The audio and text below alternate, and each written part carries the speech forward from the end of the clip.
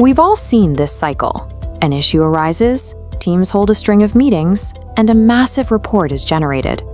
You apply a temporary fix, only to watch the exact same problem return a few months later. I'm Obaid Bilgarami.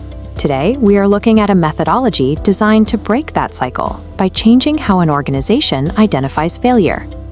This approach relies on a standard international paper size, 11 by 17 inches. It is called the A3 report. Taiichi Ono, a pioneer of the Toyota production system, established a strict requirement for his teams. If you cannot fit the problem and the solution onto a single page, you do not yet understand the problem. Restricting the physical space available for a report forces a specific type of intellectual clarity.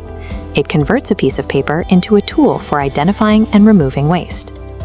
The layout of the A3 is a direct reflection of the Plan, Do, Check, Act cycle, or PDCA. This four-step loop shifts a team's focus away from symptoms. It requires them to identify the variables causing the underlying disease. Within this framework, the A3 document acts as a physical canvas for executing the scientific method in a business environment. The left side of the paper represents the plan phase. At Toyota, 90% of the effort is concentrated here, ensuring the problem is fully defined before any action is taken. Step 1 is the background. This establishes the context, explaining why this specific issue matters to the company's broader goals. Step 2, the current condition, requires a visual representation of the failure. This bar chart shows the specific gap between where the process is and where it needs to be. In Step 3, you set a target. This must be a SMART goal: specific, measurable, attainable, realistic, and timely. This bullseye defines what success actually looks like.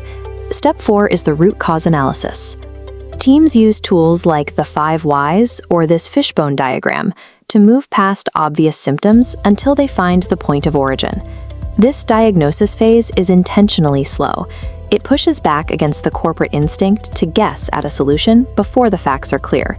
Without a mapped left side, the solutions proposed on the right side are likely to address the wrong issues. Once the problem is diagnosed, the right side of the paper guides the team through the do, check, and act phases. Step 5 involves countermeasures. These are targeted actions designed to neutralize the root causes identified on the left side of the page. Step 6 is the implementation plan. This timeline assigns specific tasks to specific people with clear deadlines, creating a path for execution. Step 7, effect confirmation, uses data to verify results. If this line chart doesn't move as predicted, the team knows their countermeasure didn't work. Step 8 is the follow-up. This is where you standardize the new process, ensuring the improvement is sustained and the old habits cannot return.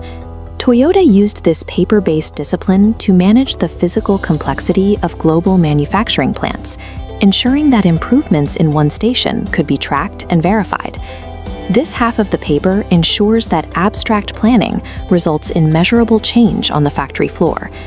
Mastering the document leads to a broader cultural shift called A3 thinking.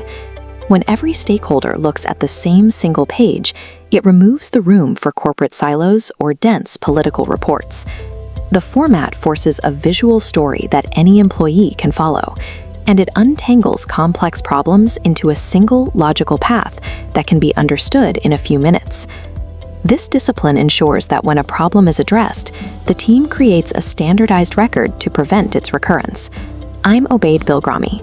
Mastering this visual logic makes even the largest organizational challenges manageable.